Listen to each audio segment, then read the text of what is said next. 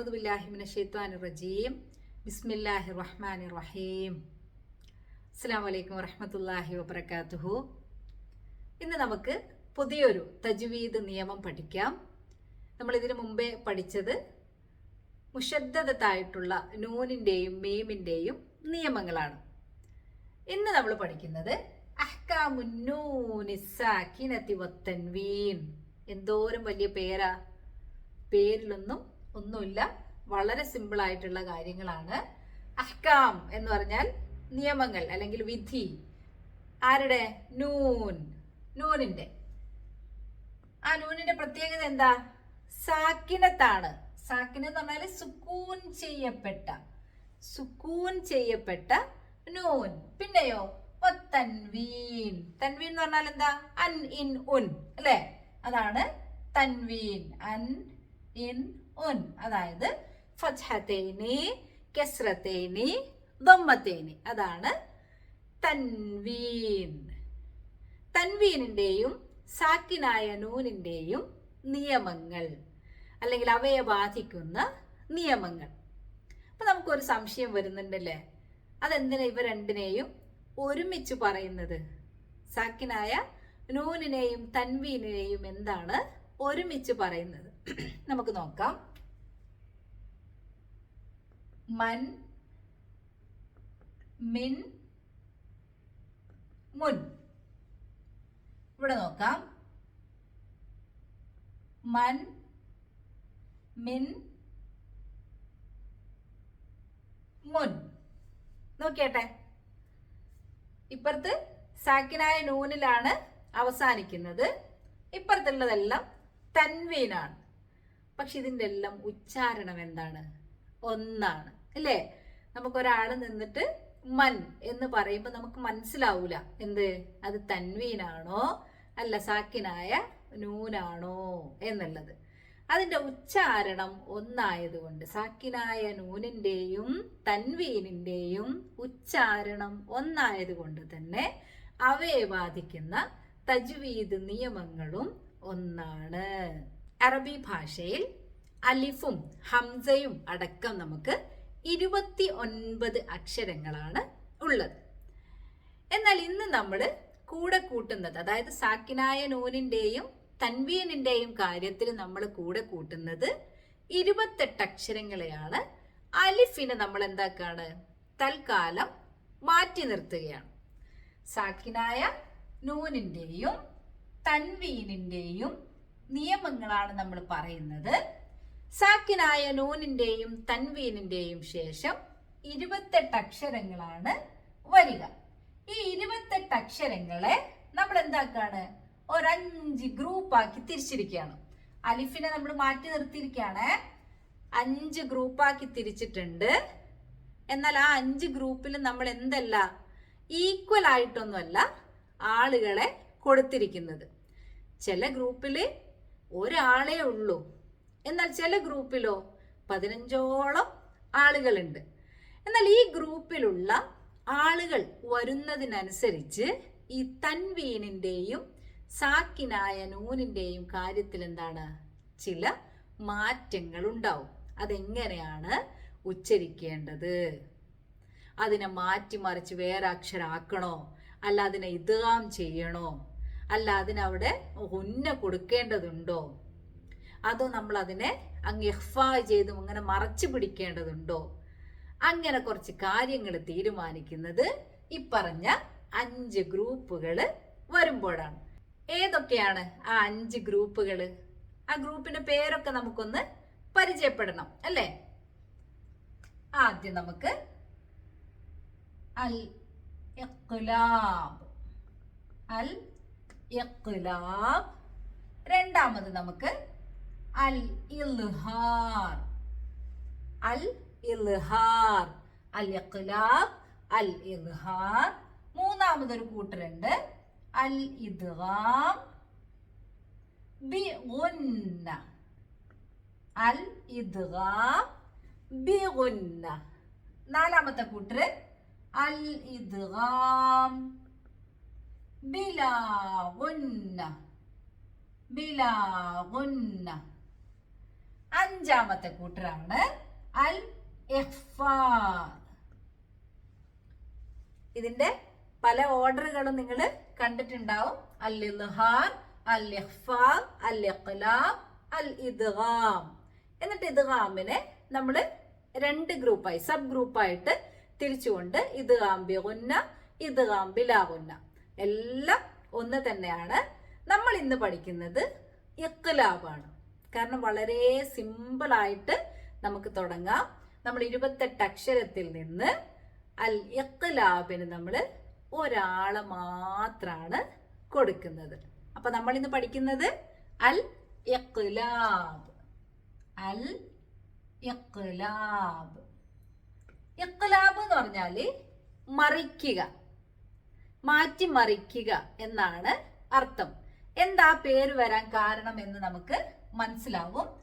ഇഖ്ലാബിന് നമ്മൾ ആകെ കൂടി 28 അക്ഷരത്തിൽ നിന്ന് ഒരക്ഷരത്തെയാണ് കൊടുക്കുന്നത്.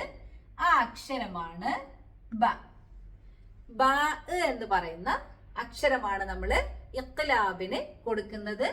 5 ഗ്രൂപ്പിൽ ഒരു ഗ്രൂപ്പിന്റെ പേരാണ് അൽ ഇഖ്ലാബ്. അൽ ഇഖ്ലാബ് എന്ന് പറഞ്ഞാൽ മറിക്കുക എന്നാണ് അർത്ഥം. അതായത് ഒരക്ഷരത്തെ മറ്റൊരക്ഷരമാക്കി മാറ്റുക എന്നാണ് ഇതുകൊണ്ട് ഉദ്ദേശിക്കുന്നത്.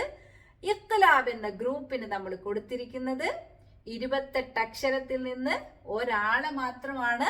ആ അക്ഷരമാണ് ബ. ഈ പറഞ്ഞ സാക്കിനായ നൂനിന്റെയോ തൻവീനിന്റെയോ ശേഷം ബ എന്ന അക്ഷരം വന്നു കഴിഞ്ഞാൽ നമ്മൾ ഈ സാക്കിനായ നൂനിനെയും തൻവീനിനെയും മീമാക്കി ഉച്ചരിക്കും. നമ്മുടെ നിയമം എന്ന് പറയുന്നത് ആരെ ബാധിക്കുന്നതാണ്? ഇതാണ് നമ്മുടെ പാഠത്തിന്റെ പേര്, അല്ലേ? അപ്പൊ നിയമങ്ങൾ ബാധിക്കുന്നത് ആരെയാണ്? ഈ രണ്ടാൾക്കാരെയാണ്, സാക്കിനായ നൂനിനെയും തൻവീനിനെയും. 28 അക്ഷരങ്ങളാണ് ഈ ആളുകൾക്ക് ശേഷം വരിക. ഈ ആളുകൾക്ക് ശേഷം 28 അക്ഷരങ്ങൾ വരുമ്പോൾ മാറ്റം സംഭവിക്കുന്നത് ആർക്കാണ്? തൻവീനിനും സാക്കിനായ നൂനിനും. സാക്കിനായ നൂനിനും തൻവീനിനും ശേഷം ബ എന്ന അക്ഷരം വരുമ്പോൾ ആ തൻവീനെയും സാക്കിനായ നൂനിനെയും മീമാക്കി ഉച്ചരിക്കണം. ഉദാഹരണം നോക്കാം.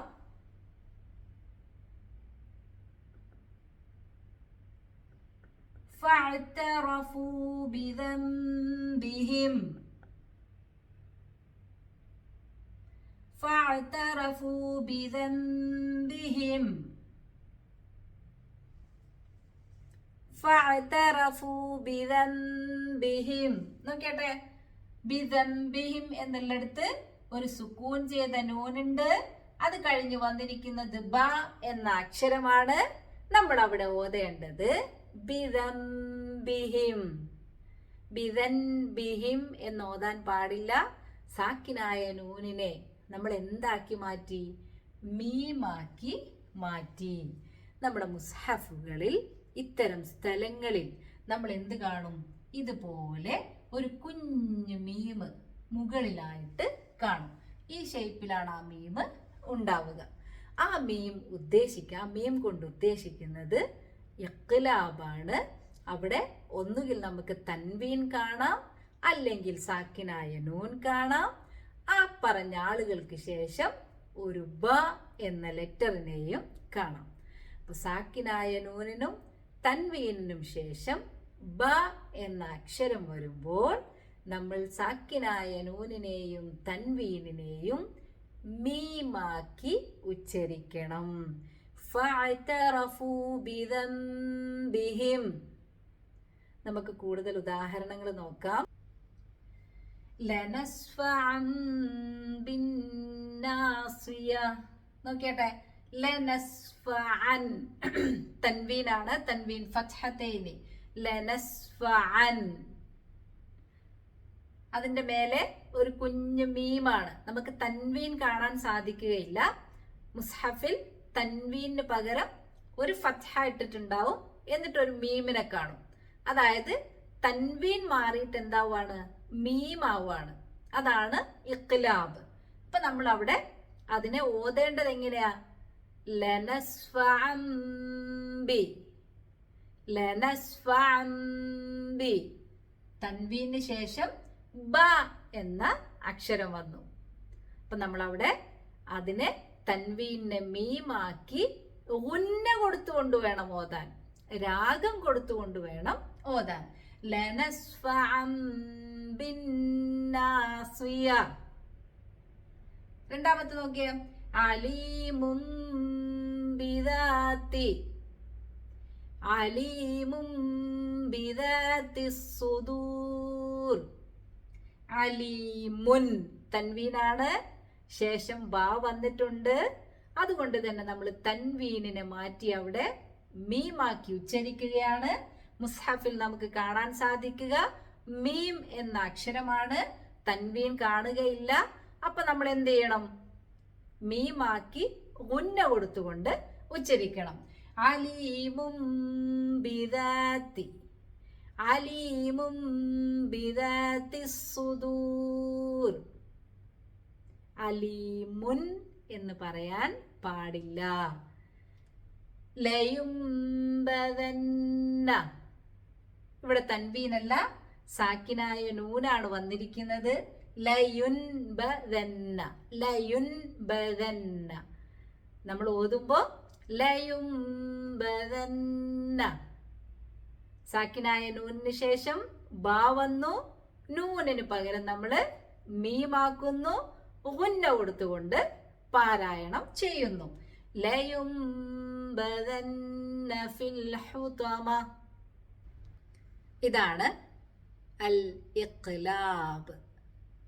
സാക്കിനായ നൂനിന്റെയും തൻവീനിന്റെയും ശേഷം ബ എന്ന അക്ഷരം വരുമ്പോൾ സാക്കിനായ നൂനിനെയും തൻവീനിനെയും മീമാക്കി മാറ്റി ഉന്ന കൊടുത്തുകൊണ്ട് ഉച്ചരിക്കുക. അസ്സലാമു അലൈക്കും വറഹ്മത്തുള്ളാഹി വബറകാതുഹു.